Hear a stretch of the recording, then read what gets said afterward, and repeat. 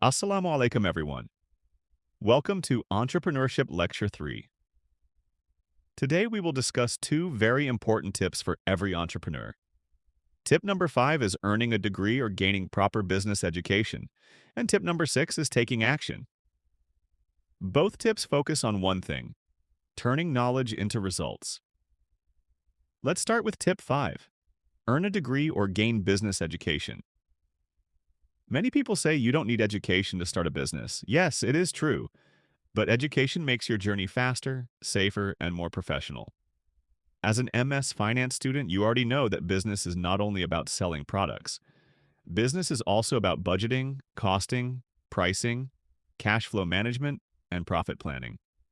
If you don't understand finance, you can easily lose money even if sales are high. For example, imagine you start a shop. Your sales are increasing every day, but you don't calculate expenses properly. Your rent, salaries, and inventory costs are higher than your revenue.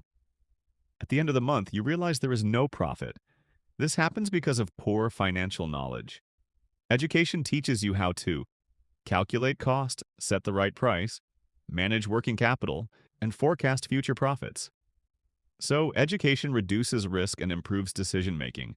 That is why learning business skills is an investment, not an expense. Now let's move to tip 6, take action. This tip is very powerful. Many people only plan. They think, they dream, they write ideas, but they never start. And in business, ideas have no value without action. Let me share a simple example. 3 frogs are sitting on a log. One frog decides to jump. How many frogs are left? Still 3. Because deciding is not action. Jumping is action. The same rule applies in business. If you only make plans but never launch your product, nothing will happen. Action creates experience. Experience creates learning. And learning creates success.